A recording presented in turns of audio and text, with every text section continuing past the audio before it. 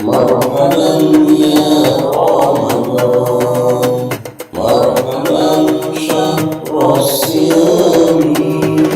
Lalu rukun iktikaf, ini hal yang pokok yang harus dilakukan dalam iktikaf. Ada 4 rukun iktikaf, yaitu pertama, niat, yang kedua, berdiam di masjid, yang ketiga, tempat iktikaf yaitu masjid, yang keempat, orang yang memenuhi syarat untuk beriktikaf. Syarat sah iktikaf. Iktikaf baru sah kalau dilakukan hal-hal berikut ini. Pertama, niat di hati saat memulai iktikaf. Karena niat posisinya membedakan antara pekerjaan adat atau kebiasaan dengan ibadat. Lafal niatnya adalah nawaitu an a'takifa fi hadzal masjidi ma dumtu fih.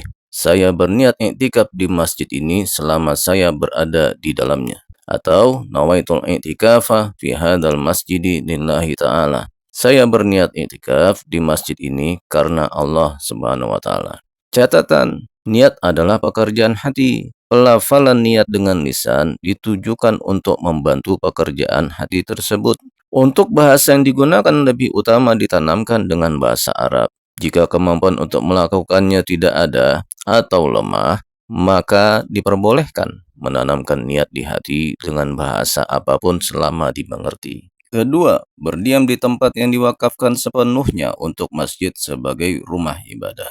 Catatan, jika iktikaf dilakukan di tempat yang tidak sepenuhnya diperuntukkan untuk masjid seperti aula masjid, ruang majelis taklim, halaman masjid, dan yang semacamnya, maka hukumnya tidak sah. Pelaksanaan iktikaf yang paling utama dilakukan di masjid jami atau masjid yang menyelenggarakan kegiatan sholat Jumat. Ini berarti iktikaf tetap sah dilakukan di masjid ghairu jami atau yang biasa disebut dengan musola, langgar, atau surau. Ketiga, orang yang beriktikaf harus bersih dari hadas besar, haid dan nifas. Tubuh dan pakaiannya juga harus bersih dari najis. Maka ini berarti iktikaf sah jika dilakukan saat masih berhadas kecil atau belum wudu. Tetapi hal ini tentunya kurang baik karena beberapa ibadah penting seperti sholat dan membaca Al-Quran tidak dapat dilakukan saat iktikaf dengan keadaan masih berhadas kecil tadi. Keempat, durasi berdiam diri atau wukuf di masjid saat iktikaf harus sedikit lebih lama dari waktu tumakninah pada ruku atau sepanjang waktu untuk membaca kalimat subhanallah. Maka iktikaf harus dilakukan minimal lebih lama dari waktu membaca kalimat tasbih tersebut.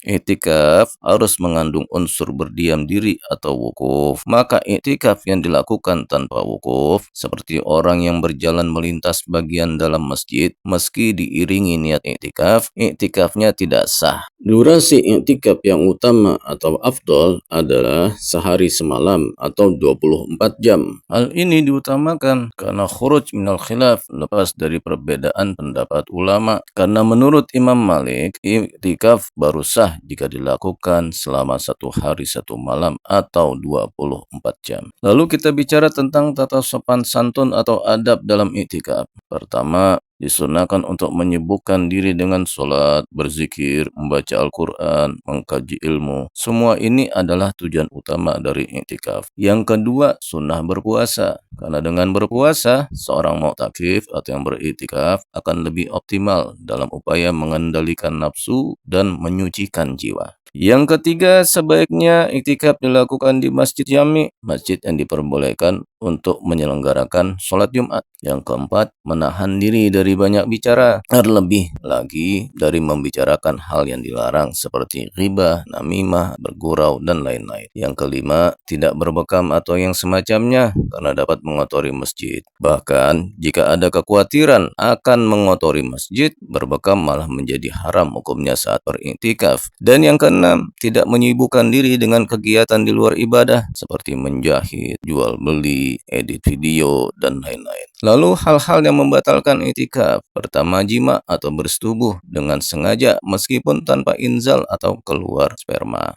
Allah Subhanahu wa taala berfirman, "Wala tubashiruhunna wa antum aakifuna fil masajid." Dan janganlah kamu campuri mereka ketika kamu dalam keadaan beriktikaf di masjid. Quran Surah Al-Baqarah ayat 187. Sedangkan bermesraan dengan istri atau suami tidak membatalkan iktikaf kecuali jika keluar sperma. Kedua, keluar dari masjid dengan sengaja tanpa keperluan penting. Apa saja yang termasuk keperluan penting? Yang termasuk keperluan penting adalah sakit yang menyebabkan berat untuk bertahan di dalam masjid atau takut mengotorinya. Berikutnya, kegiatan mencuci atau menghilangkan najis, makan dan minum bagi orang yang malu makan di dalam masjid karena merasa tidak pantas, menemui tamu atau kerabat dalam waktu yang pendek atau tidak panjang, menyalatkan jenazah tanpa diselingi waktu menunggu, mengumandangkan azan di tempat yang terpisah dari masjid. Yang ketiga, murtad, mabuk, barang terlarang, dan gila termasuk yang membatalkan itikaf.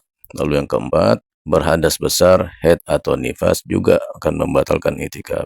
Bagi yang batal itikafnya, jika ia ingin kembali beritikaf, maka ketika ia memasuki masjid, ia harus berniat itikaf kembali dan tentunya memenuhi syarat untuk beritikaf. Semoga keterangan singkat ini dapat membantu kegiatan iktikaf kita di 10 hari terakhir bulan Ramadan. Sedikit tambahan, karena pahala iktikaf itu sangat besar, maka setiap kita memasuki masjid, biasakan untuk berniat iktikaf. Wallahu a'lam bishawab. Wallahul muwaffiq ila aqwamit thoriq wal afu minkum. Wassalamualaikum warahmatullahi wabarakatuh.